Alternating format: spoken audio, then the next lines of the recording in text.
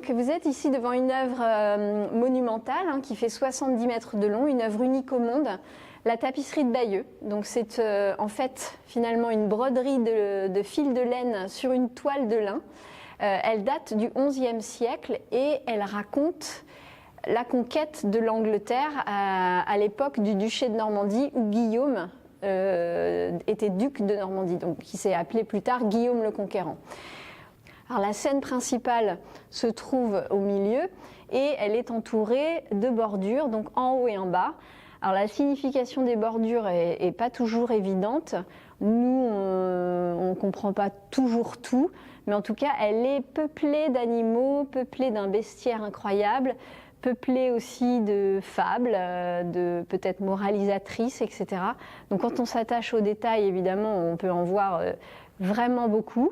Vous avez d'abord une scène qui représente, donc nous sommes en Angleterre en 1064 et nous avons une scène qui représente Édouard le Confesseur qui est le roi anglo-saxon à l'époque et qui missionne son beau-frère, donc Harold Godwinson, d'aller en Normandie pour donner l'information à Guillaume qui est finalement dans un ordre assez lointain mais un petit cousin. Comme Édouard le Confesseur n'a pas de descendants, n'a pas d'enfants, il promet le trône d'Angleterre à son petit cousin Guillaume. Voilà. Donc Harold Godwinson, qui est un homme de confiance, est chargé d'envoyer, de porter ce message à Guillaume en Normandie. Donc toute la première partie de la tapisserie de Bayeux, c'est finalement le périple d'Harold qu'on voit petit à petit cheminer vers la mer, donc la Manche. Donc si vous voulez que je vous montre Harold ici, on le voit sur son cheval avec un faucon au bras, donc ce qui montre bien qu'Harold est un personnage important. Le faucon est un symbole de pouvoir en fait. Donc c'est pas n'importe qui. On a aussi ici une scène intéressante où on voit pas mal de détails, notamment pour les archéologues, où on a cette scène où on boit, on mange avant de partir finalement, et puis l'embarquement sur les navires, donc qu'on peut qualifier un peu de dracard, mais finalement ce mot n'est pas vraiment ce qu'il convient de dire, mais en tout cas ce sont ces bateaux d'héritage du Nord en fait, ces bateaux à fond plat qui permettent un accostage sur les plages. Donc on a une petite scène où on a quelques bateaux avec le vent dans les voiles, puis on voit l'accostage sur une plage d'Harold, donc sur les terres françaises. Sauf qu'il ne tombe pas trop au bon endroit et il se fait faire prisonnier d'un ennemi de Guillaume, Guy de Ponthieu. Et donc Guy de Ponthieu, il voit là une opportunité pour demander une rançon pour libérer Harold. Donc vous avez toute cette partie de la tapisserie qui concerne la prise d'otage. Puis ici une parlementation en fait avec Guillaume le Conquérant pour libérer Harold. Donc on sent bien qu'Harold c'est vraiment un homme important, c'est un homme de pouvoir puisque Guillaume vraiment réunit tous ses efforts pour aller libérer Harold. Voilà, on voit ici Guillaume, cheveux au vent, le galop, voilà. Donc ici on arrive au moment où finalement Guillaume parlemente avec le fameux Guy de Ponthieu et libère Harold contre une rançon évidemment, c'est pas gratuit. Mais du coup les deux personnages, Guillaume et Harold, entreprennent de continuer ensemble. D'aller un petit peu en Bretagne, voilà, sur des terres, on va dire, ennemies de Guillaume, pour conquérir un peu plus de territoire. Et donc toute cette partie de la tapisserie de Bayeux va se passer finalement en Bretagne. On voit d'ailleurs à un moment le Mont Saint-Michel, puisqu'il y a le passage du Couesnon. Donc le Couesnon, c'est la la rivière, on va dire, qui passe au niveau du Mont-Saint-Michel et qui change de lit régulièrement. Donc c'est pour ça que des fois, on dit que le Mont-Saint-Michel est en Bretagne et des fois, il est en Normandie. Mais en tout cas, voilà, dans cette quête de territoire et dans ces batailles en Bretagne, Harold se distingue comme un personnage vraiment important aussi. Et on le voit par exemple au Mont-Saint-Michel, ici, sauvé des sables mouvants des Normands sur son dos. Alors ici, on a plusieurs villes qui sont citées, qui sont écrites, avec ces phrases en latin très courtes, très simples, mais en tout cas, on sait où on est. Donc ici, on est à Dol, donc on est à Dol de Bretagne, où on voit, finalement, les villes sont représentées par ces espèces de monticules avec un donjon dessus. Alors c'est très stylisé, évidemment, mais ça exprime une ville. Donc ici, Dol de Bretagne. Ensuite, on passe à Redness, donc c'est Rennes. Donc la tapisserie de Bayeux simplifie beaucoup par le graphisme les événements, en fait. Mais on comprend tout. On comprend ce qui se passe par des gestes, là on voit les cavaliers lancés au galop avec des lances. On se doute bien qu'ils ne vont pas venir prendre le thé. Donc voilà. Et ici, on brûle carrément, on a des flammes de Dinantes, donc de Dinan. Donc on brûle la ville de Dinan. Et un symbole encore important, c'est qu'ici, on a le seigneur de Dinan qui remet les clés de la ville au bout de sa lance aux assaillants, donc à Guillaume et à Harold. Et puis finalement, après toutes ces batailles, on revient à Bayeux. Donc ici, c'est nommé Wilhelm venit Bagias, donc en fait, Guillaume vient à Bayeux. Et on a ce symbole ici de cette ville de Bayeux. Et ensuite suit une scène très importante pour la tapisserie de Bayeux et pour l'histoire, c'est le fameux serment. La scène du serment où on voit Guillaume assis en trône, le doigt pointé vers Harold, et Harold qui jure, qui porte serment sur les reliques de la cathédrale de Bayeux. Alors, il n'est pas écrit, le serment, on ne sait pas ce qu'il dit exactement.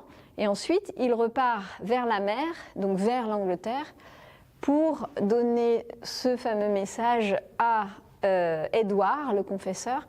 Donc, on suppose que Guillaume est d'accord pour prendre le trône et que Harold en est le messager et Guillaume fait jurer Harold, finalement, de le prendre pour roi après la mort d'Édouard. Donc encore une scène de traversée de la Manche. Donc finalement, on a traversé dans un sens, on retraverse dans l'autre. Ici, encore des scènes importantes puisqu'on se trouve au moment de la mort d'Édouard. Donc d'abord, évidemment, Harold porte le message à Édouard. On voit ici le vieux roi Édouard. Alors il est un peu mal en point, il commence à vraiment vieillir. On le voit avec sa barbe, etc. Harold qui se met en position voilà, il plie un petit peu le cou parce que c'est quand même son roi. Donc il lui porte le message de tout ce qui s'est passé en Normandie.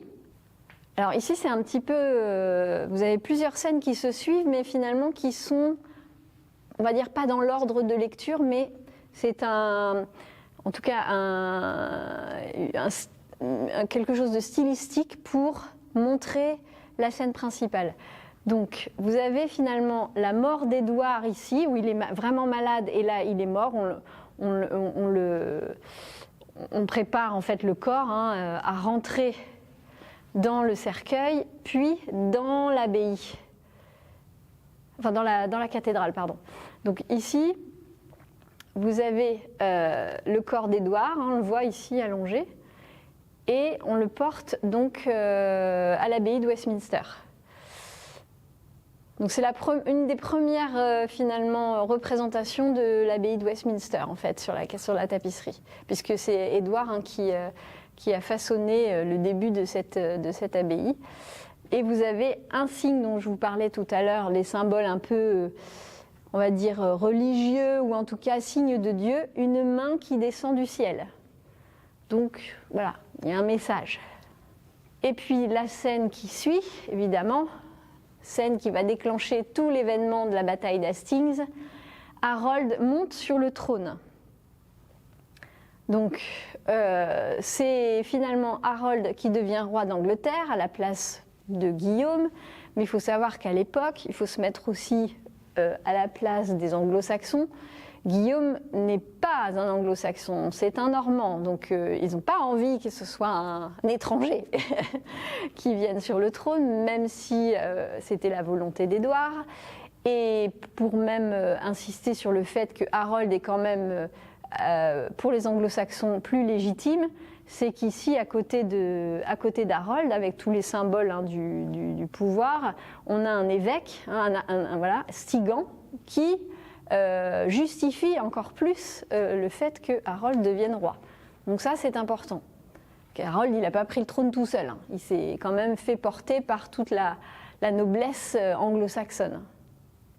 Et puis, ce qui est remarquable un peu dans la tapisserie de Bayeux, un événement qui est vraiment arrivé, hein, puisque les scientifiques l'ont prouvé. On voit une étoile dans le ciel, hein, Isti Miranti Stella, une étoile qui brille ici, c'est la comète de Halley. Donc on sait hein, vraiment qu'en 1066, la comète de Halley est passée dans le ciel et elle devait être vraiment très proche de la Terre et a dû effrayer les gens à l'époque par sa grosseur et cette étoile énorme qui passe à un moment où en plus voilà. Bon, alors est-ce que la tapisserie raconte que l'étoile est passée au moment du couronnement d'Harold, etc. Bon, c'est pas tout à fait ça, mais en tout cas les événements sont assez resserrés, mais en tout cas c'est plus ou moins un mauvais présage quand même. C'est pas très bien vu. On se demande ce qui va se passer, notamment ici dans cette scène où vous avez Harold qui est sur son trône, mais bon, il n'est pas très sûr de lui quand même, hein. Il penche un peu et vous avez dans la bordure du bas, c'est pour ça que je vous parlais des bordures qui sont parfois très parlantes, la bordure du bas, on voit des bateaux, des navires, enfin en tout cas juste des coques vides sur la mer. Voilà, comme un vieux cauchemar, pas très rassurant. Voilà, c'est pas très engageant pour Harold.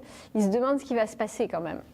Donc après, vous voyez, un arbre, hop, on passe à autre chose.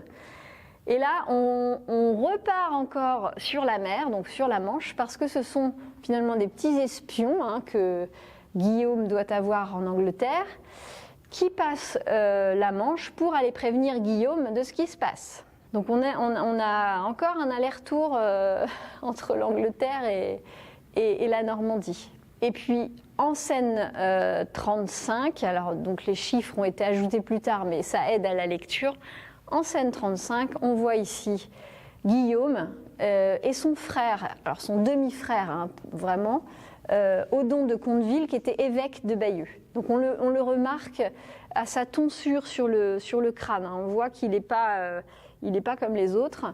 Et donc ils sont en train de parlementer et certainement décider quoi faire. Et qu'est-ce qu'ils décident à ce moment-là? Ils décident de construire une flotte de navires pour aller reconquérir le trône d'Angleterre, ce que Guillaume pense être à lui. En tout cas, se justifier que ce soit lui le successeur d'Édouard.